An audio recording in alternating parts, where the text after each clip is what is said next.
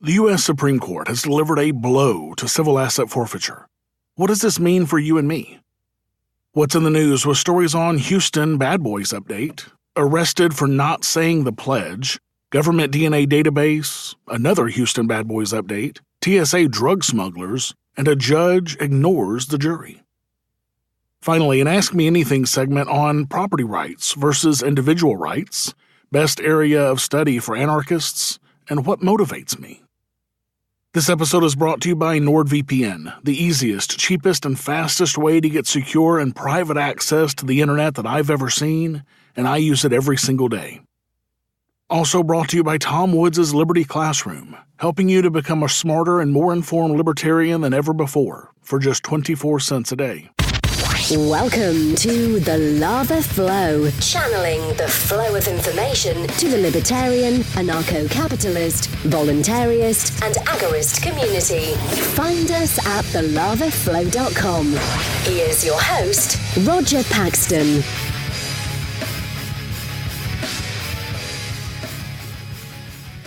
Thank you for joining me this week. From the home state of Ralph Baer, who designed the Simon electronic game for Milton Bradley, this is the show that will bring you the people, places, and events that everyone in the Liberty Rebellion needs to know. You can catch me on Twitter at The Lava Flow Pod. This is episode 122, A Blow to Civil Forfeiture. And it's Tuesday, February 26, 2019, when there have already been more than 116 people killed by police this year, and the United States debt clock shows us at more than $23,033,900,000,000 in debt. What's wrestling my jimmies this week? You're about to find out. Let's do it to it. The United States Supreme Court, in a unanimous decision, actually upheld the Constitution for a change, specifically the excessive fines clause in the Eighth Amendment. The decision, which united the court's conservatives and liberals, makes clear that the Eighth Amendment's prohibition against excessive fines applies to states and localities as well as the federal government. Associate Justice Ruth Bader Ginsburg, just back in court this week after her lung cancer surgery, wrote the majority opinion and announced it from the bench. Ginsburg wrote, "The protection against excessive fines guards against abuses of government's punitive or criminal law enforcement authority. This safeguard we hold is fundamental to our scheme of ordered liberty." Ordered liberty, what the fuck is that? I much prefer unordered liberty. The case that was before the court was a very interesting case. Tyson Timms, a small-time drug dealer, sold less than $400 worth of heroin to undercover cops in 2013. Upon conviction, the state of Indiana seized his Land Rover, which he had purchased for more than $42,000 with the proceeds of his father's life insurance policy. It had nothing to do with his drugs. Tim's conviction resulted in a year's home detention, 5 years probation, and $1,200 in fines. But it was the seizure of this SUV that led to the lawsuit. The 2012 Land Rover LR2 was even a named plaintiff in the case, U.S. versus Land Rover LR2 or whatever. Wesley Haddott, senior attorney with the Institute for Justice who argued Timms' case, said the ruling should go a long way to curtailing what is often called policing for profit. Liberals and libertarians have both bitched for years about what they see as increasingly greedy governments. Well, that's a misnomer. All governments are greedy. A study by Harvard University and the National Institute of Justice found that about 10 million people owe more than $50 billion as a result of fines, fees, and forfeitures. State and local governments increasingly use funds collected in criminal and civil cases to pay for municipal services.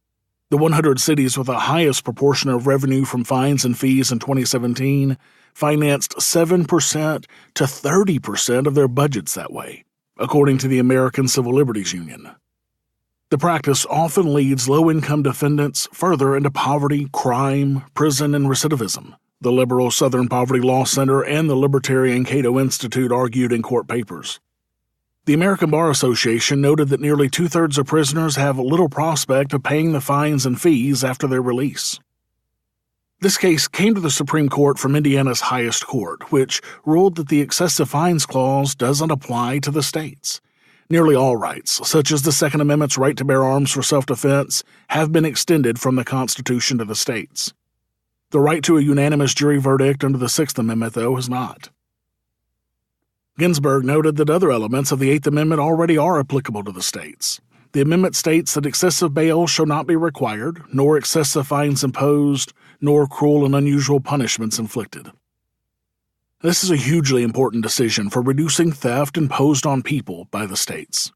Civil asset forfeiture is something I've railed about on this show for years.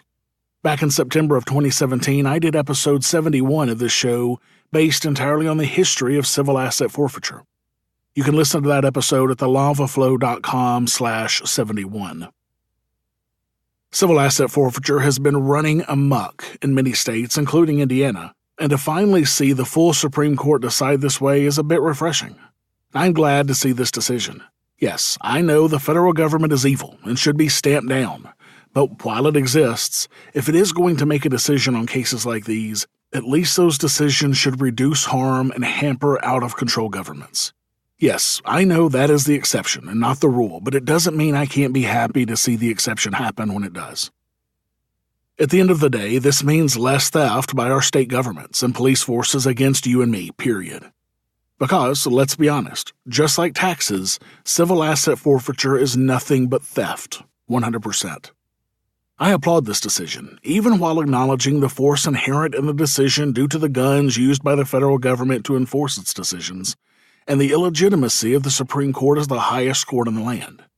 But even the U.S. Constitution, that is unfit to exist, still gets one right every once in a while.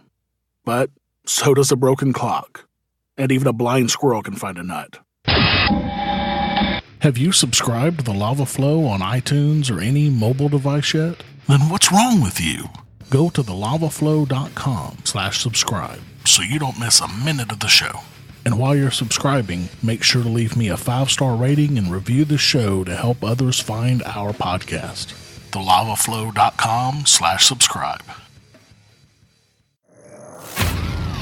What's in the news? The news you need to know from a libertarian perspective. In a Bad Boys update, the Houston Police Department will end its use of controversial no-knock warrants in most situations, Chief Art Acevedo said during a contentious town hall meeting 3 weeks after a deadly Pecan Park drug raid that left 2 people dead and 5 officers injured. Acevedo told the crowd of activists, reformers, and concerned community members, "The no-knock warrants are going to go away like leaded gasoline in this city." After the event, organized by the Greater Houston Coalition for Justice, Acevedo said any situation in which a no-knock raid would be required would have to receive a special exemption from his office. Acevedo said, "I'm 99.9% sure we won't be using them. If, for some reason, there would be a specific case, that would come from my office." The news came during the meeting late Monday after more than an hour of questions from a furious crowd that repeatedly pressed Acevedo on the conduct of his undercover officers, the use of no-knock warrants, and inflammatory comments from Houston Police Union President Joe Gamaldi, who recently seemed to suggest the department was surveilling law enforcement critics. And despite pushback earlier in the day from a defense lawyer representing the case agent at the center of the botched bust, Acevedo doubled down on his previous statements about the likelihood of charges against the police involved, saying, "I'm very confident we're going to have criminal charges on one or more of the officers." Well, that's a relief. Still, Acevedo said he wouldn't agree to let the Texas Rangers or the FBI take over the investigations. He said, "I feel very strongly that a police department that is not capable of investigating itself and finding malfeasance and criminal misconduct, we should just shut down, and that's just not the case here." What the actual fuck? Yeah, because it makes sense for the government to investigate itself. Hell, it makes sense for everyone to investigate themselves. A murderer or a rapist should be capable of investigating themselves too, right? There's no common sense to this at all. But while the circumstances that led to this police policy change were horrific, and cops do need to go to jail for this, I am very glad with this new policy. It will save lives, both civilian and cop alike. This is a great move for harm reduction. Hopefully other police agencies will see this and adopt similar policies around the country. We can only hope. In Government Indoctrination Center news, an 11-year-old Florida boy was arrested after refusing to recite the Pledge of Allegiance in class. The boy got into an argument with his substitute teacher earlier this month at Lawton Childs Middle Academy in Lakeland, Florida, after he refused to stand with his classmates for the pledge. Don't forget to pray to my cloth, boys and girls. After the boy told his substitute teacher that the American flag is racist, she asked him, according to her report to the school, why, if it is so bad here, he did not go to another place to live. Move to Somalia, folks. The boy reportedly responded, they brought me here. The teacher then said, well, you can always go back, because I came here from Cuba, and the day I feel I'm not welcome anymore, I would find another place to live. The teacher said she then called the office because she did not want to continue dealing with him. The school resource officer eventually arrested the boy. The arrest affidavit claims the boy was disruptive, didn't follow commands, called school staff racist, and threatened to get the school resource officer and principal fired and to beat the teacher, according to Bay News 9. The boy told the news station that he in no way threatened the teacher with violence. The student was taken to a juvenile detention center and charged with disrupting a school function and resisting arrest without violence. He was also suspended for 3 days. A school spokesperson said the students aren't required to recite the Pledge of Allegiance in class, but the substitute teacher was not aware of this, and that the teacher will no longer be allowed to substitute at any of our schools. Look, this situation is emblematic of what criminal justice reform advocates have called the school-to-prison pipeline. Discipline that in the past would have likely involved just a school, the student, and the student's parents increasingly also involve law enforcement, leading to consequences not just within the school, but with the criminal justice system as well. This can lead to lasting damage. In this case, the student was charged with what amounts to disrupting a class. Maybe the kid was out of line, maybe not. But should he have been arrested and charged for being disruptive? Or would school discipline, maybe even just detention or a reprimand, have been enough if discipline was really necessary? Folks, this is yet another case of why you need to get your kids out of government indoctrination centers. I beg you. Are you looking for a way to protect your online presence quickly, easily, and inexpensively while still surfing the net with high speed? Well, NordVPN is the best way that I've ever found to do just that.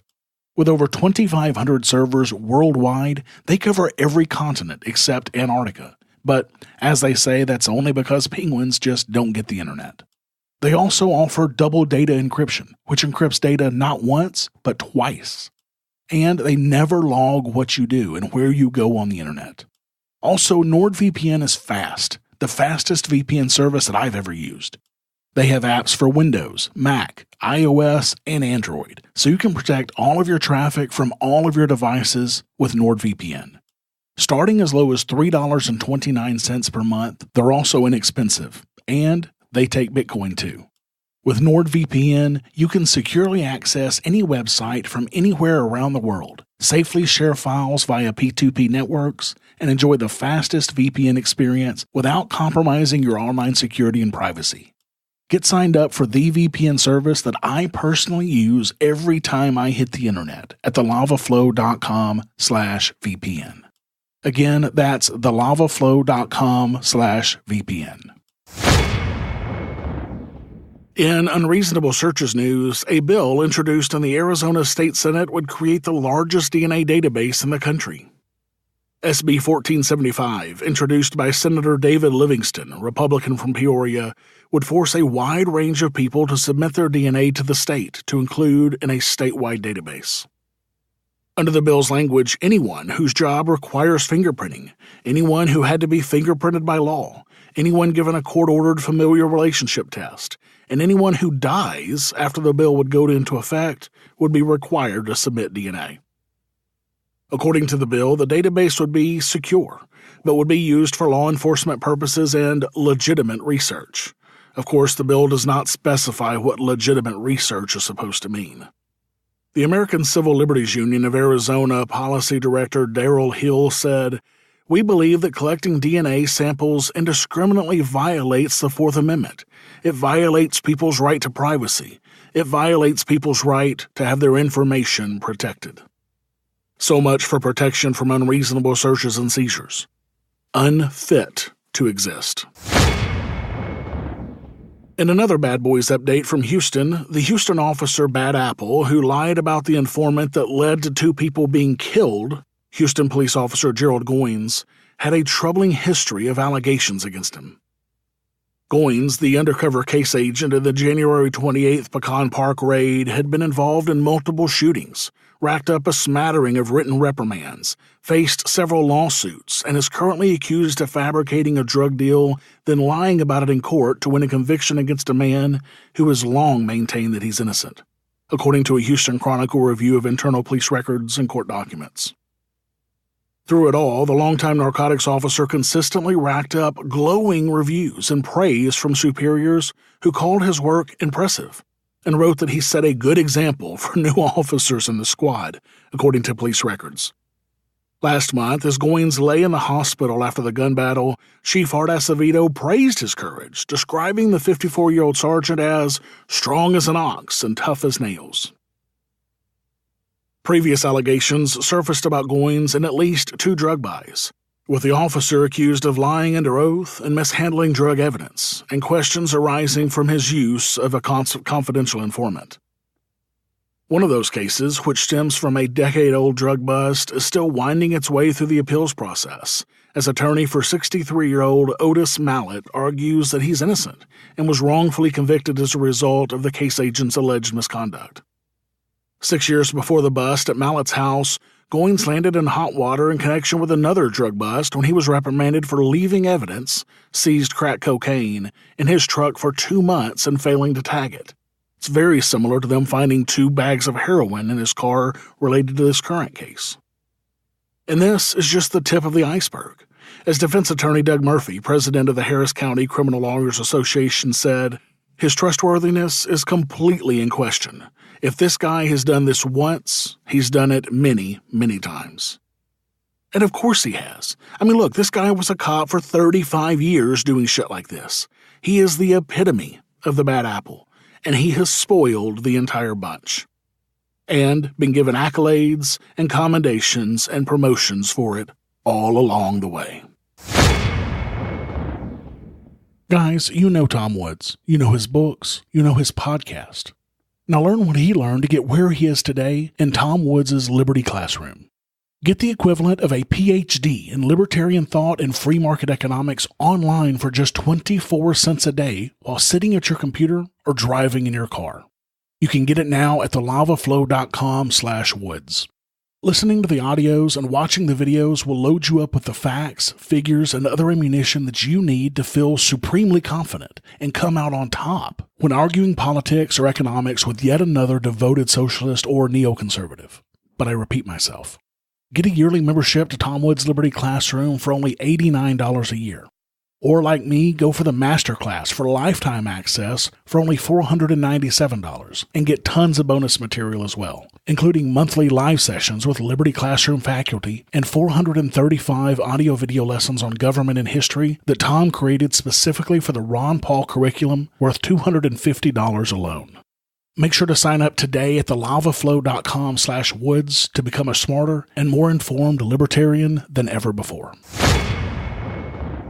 In security theater news, federal employees, including several TSA baggage screeners and security personnel, are facing 10 years to life in prison for conspiracy to possess with the intent to distribute after being indicted for using their post to smuggle over $100 million of cocaine into the U.S. from Puerto Rico.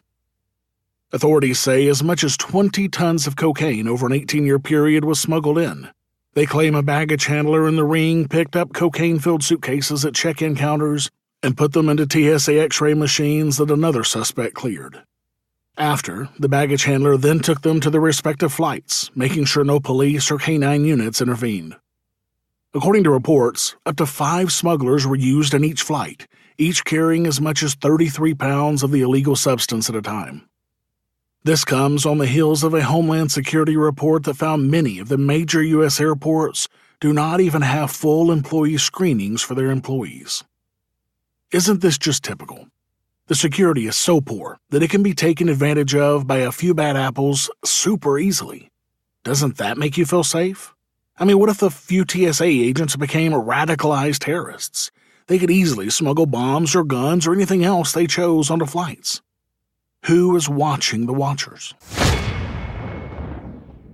In Circling the Wagons news, a Baltimore County judge on Thursday overturned a jury decision that granted $38 million to the family of a 23-year-old woman who was killed by police in 2016. Judge Mickey J. Norman dismissed claims from Corin Gaines' family against Baltimore County and the officer involved, saying that he believed the non-economic damages awarded to the various plaintiffs are excessive and shocks the conscience. But, cops killing somebody for no reason, that's fine with a conscience. And lo and behold, get this shit, Judge Norman is a former state trooper. Imagine that. Thin blue line. The jury in this case found that a shot fired by Corporal Royce Ruby that killed Gaines and injured her 5-year-old son, Cody Gaines, was not reasonable and violated their civil rights.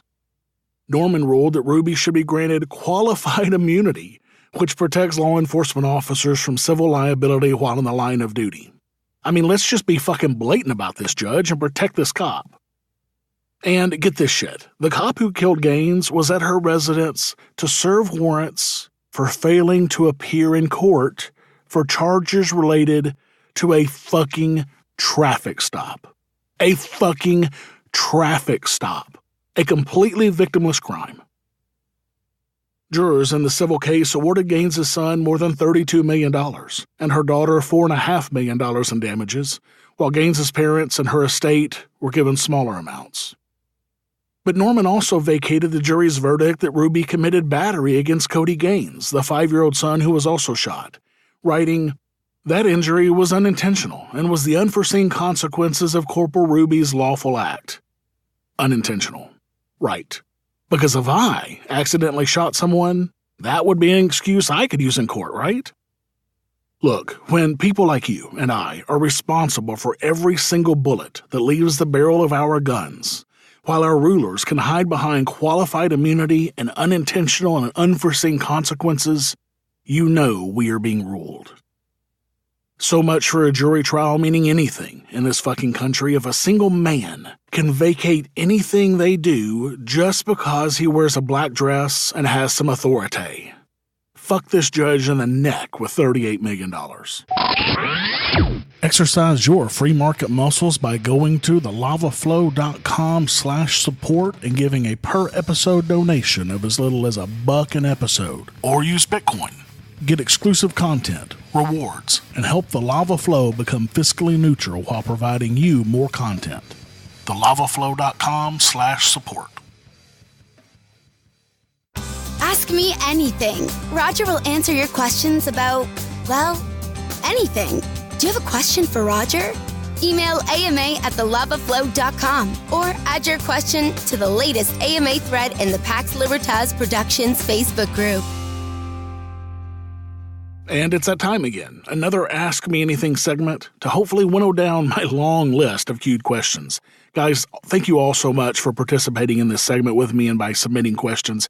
It really means a lot. I really love doing this segment. First, supporter of the show, Daryl W. Perry, never fails to deliver, and his question today is pretty deep. He asks, over the past couple of years, I've been thinking about the contrast between natural rights and private property. It seems that some libertarians believe that property owners can determine what rights other people have. At a larger scale, while I support decentralization, I'm also not in favor of small towns creating laws violating basic rights under the guise of community standards. Thoughts on whether or not all men are created equal with certain inalienable rights, such as life, liberty, and the pursuit of happiness, and a belief that people only have rights on their private property. In other words, could a property owner create a rule that everyone who is on the property, even those invited, for more than 5 minutes is subject to death? Wow, there's a lot to unpack here. First, towns, states, or even the federal government have no right to set laws for such bullshit as community standards against people on their own private property. What gave them this power? Who consented to this? Where did they get this supposed power? Just because a group of people get together and claim authority does not give them such. They are nothing more than the mob, just legalized because they say so and because they're not afraid to use force to back that up. Your next question, though, is one that many people mistake when they think of private property laws. Could someone make a rule that everyone on their property is subject to death? Of course not. I mean, just like I can't shoot someone for stepping 1 foot onto my property. Did they violate my property rights? Perhaps, if I had adequate signage posted that it was private property and that there was no trespassing allowed. However, responses must be proportional. For example, if someone stepped onto my property unauthorized, I could ask them to leave. If they leave immediately, no harm done. But I guess if I wanted to, I could seek some sort of restitution for the trespass. I can't imagine any jury would give restitution for a few bent pieces of grass, but common law would prevail here. What I could not do is shoot them, because they have in no way harmed my person or property or put my person or property in danger. Now, if they came on my property pointing a gun at me, that's an entirely different story. Murray Rothbard wrote on proportionality in Chapter 13 of his book, The Ethics of Liberty, and it is well worth the read on this topic. Thanks for the question, Daryl. The next question is from Stephanie P. She asks, what areas, industry, of the economy do you think need more anarchists? What areas of study would you like to see the next generation of anarchists focus on and advance the field in? Stephanie, thanks so much for the question. I think every area needs more anarchists, personally. However, one area I would love to see more of us would be in competing markets of security and the judiciary. If we could put up legitimate alternative markets in these areas of private policing and mediation that actually competed against the state instead of working with them, people would begin to see that it truly can be done legitimately. Yes, there is currently private mediation, but that's done in conjunction with state violent court systems. Yes, there is private security, but it is not generally acting as an official police force. Detroit Threat Management Center is a bit of an anomaly, but even they don't act with police powers. But I think in order to do this, we would need one of the free societies ideas to take off, whether it be seasteading, free cities, Liberland, or whatever. In our current system of governance, it just wouldn't be possible to do these things without the consent of the government, unless you were in an enclosed system that exists outside of violent government entirely. However, once these free societies start to pop up and actually work, I bet we will see much more of this. Finally, Michael M. asks, why do you bother? Seriously, not meant as snark, but what motivates you? In this surveilled, regulated, policed, taxed, corrupt, PC, SJW, anti-Bill of Rights world, why put yourself out? I've retreated to the rural homestead, and fuck 'em all but my family and a few friends. Thanks for the question, Michael. I bother because I just can't sit idly by and watch the government get away with abuses, kidnapping, murder, and the like. And I don't fault those like you who have given up and retreat to their property. I'm just not ready to do that yet. The only thing necessary for the triumph of evil is that good men should do nothing. This quote is generally attributed to Edmund Burke, but there's some controversy about that. What is not controversial is the idea behind the quote. If we just let them get away with their evil without speaking truth to power, then we have already lost and we concede to that power. I will never concede. I will never back down. And we will win, eventually. Hopefully we will win in my lifetime. Now look, I know it's cliche as fuck, but I want my kids to know liberty, true liberty like no one has ever known. I want my kids to be instruments of good in that liberty. John Adams, for all of his faults, once said, I must study politics and war that my sons may have liberty to study mathematics and philosophy. My sons ought to study mathematics and philosophy, geography, natural history, naval architecture, navigation, commerce, and agriculture, in order to give their children a right to study painting, poetry, music, architecture, statuary, tapestry, and porcelain.